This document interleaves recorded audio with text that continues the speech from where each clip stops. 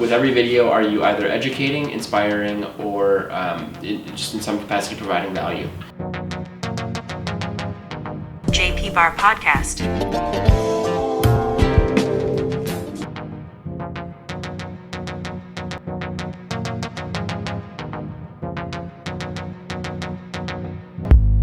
No one's going to buy anything if they don't know what you're about. Yeah. No one's going to buy your merch if they don't know why you... You need those 1,000, when they say true fans, like real fans. As much as I'm a fan of, someone who's famous or something, right? Whoever you're a big fan of, it has to be that, but for you and fans of them. And they follow your moves to a T. So I think the biggest thing is with that, and this is definitely something I'm still learning quite a bit about. For sure. Yeah. But one of my good friends, he does social media for a living. So he asked me at one point, with every video, are you either educating, inspiring, or just in some capacity providing value? Like that's the very basis of the brand is, are you at least giving them a bone to take? So keeping it consistent, keeping it on brand and like within reasonable distance from what you've made before. I think that's the biggest piece of brand, and just consistency in building that community. Like if someone comments on your post, respond to the comment. Create that dialogue. And reaching out, you got to engage with people. It definitely is daunting, it can be intimidating, but it is super valuable. And when you can break it down, thinking in terms of whether it be the 1,000 true fans or any other way that you can kind of break it down in your mind and kind of understand how you can actually get there, it's just going to help out, right? And I know that's something that I'm going to continue to work on, right? You just got to continue to articulate what it is that you're doing, all these things, and then you kind of narrow down, understand your own brand first, right? Because if you don't fully know what your brand is, you can't really expect fans or other people. Totally. Yeah, no, I super agree with that. Consistency, right? I guess it's not only consistency for your audience, it's consistency for you. So you're this is what I do. This is what I do. Who am I? What am I about? Right? You've drilled it in. Big picture goals too. Where is this going? If your goal is to make money in anything, I don't think you're ever going to succeed. That's my personal view. If you're going into something for the sole purpose of just cashing out a check. If you're going into it to even reselling items on eBay, or if you're there's always a reason.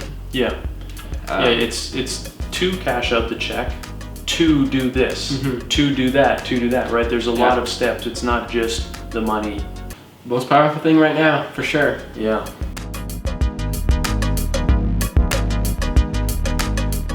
What are your thoughts on growing and expanding brand, personal exposure, all these sorts of things, and connecting it financially, right? Because we're talking about how all this stuff's interconnected. It's also connected to the bank account, right? It's pretty much directly related. And again, it's the same thing. It's not that hard to go into your bank account right after your Instagram, right? It's one app away.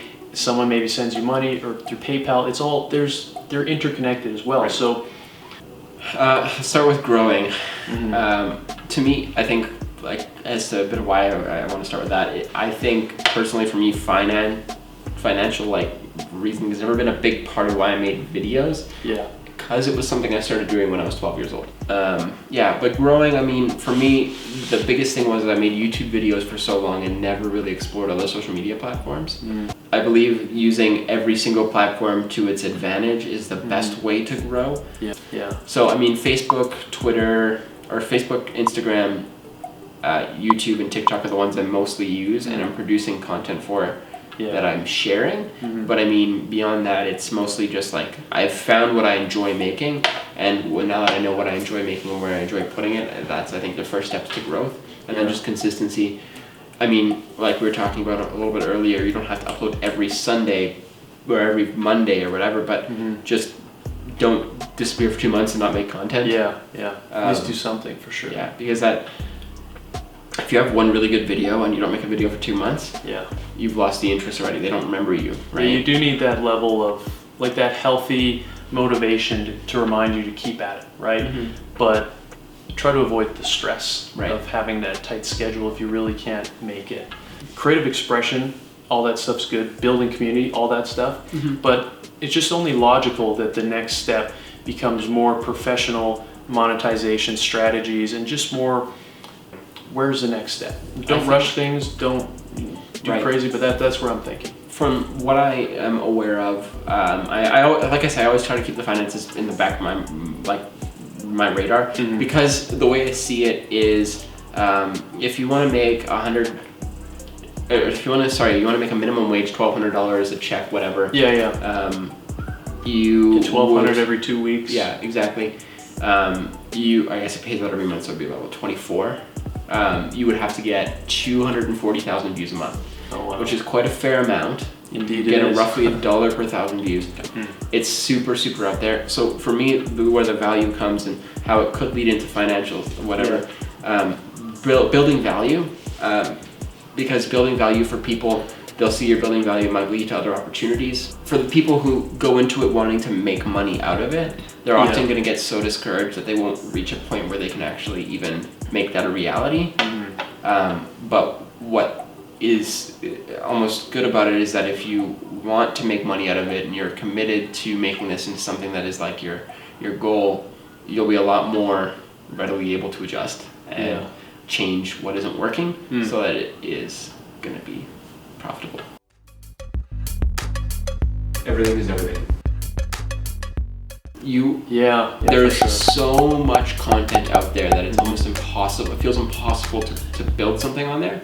But I find them super fascinating. I never would have expected in my life I'd get a job through Instagram. But that's the power that social media has, and Instagram's become this huge business tool. If you don't have an Instagram account as a business, it's crazy, because to me, when I got it, I was posting a picture of what was going on on my phone. Now I actually use my camera and edit the photos that I put. It's totally different compared to what it used to be for me. So neat how that changes. But then there's TikTok too. I find it very neat, but creating content on all these different platforms, it's interesting to see how each one has things that they prefer more. YouTube has this very definitive what they want, whereas TikTok do whatever. Imagine if there's just one platform that was just everything. I don't know if that's, but these platforms these platforms feel like they're not separate. Right, it's all on your phone or desktop, whatever, but it's all together. Like when you go from YouTube to Facebook, it's not like you got to switch brains and be like, okay, using YouTube, now on Facebook, it's like you're using a different language, right? It's all the same. It's easy to use it all. It certainly, I think it definitely did used to be like that. Yeah. Because each one had its own culture, and people used Facebook. I didn't use Twitter. I watched YouTube videos on YouTube, but that was it. YouTube was for videos. Instagram, when I got it, was for looking at photos, and Facebook was for text. And now everything is everything. And it's okay, but I've carried conversations from Instagram to texts to different platforms. It is just, it's almost like you put goggles on, you're going into the Matrix. I know. You're plugging into the Matrix, and they're all connected. I think it's interesting too, because as my TikTok is growing, my Instagram and YouTube are also growing, and that proves that point too. Everybody makes the suitable content for that platform, but it's almost like you have this web. It's I don't know, I'm trying to think. It's all interconnected. It's interesting.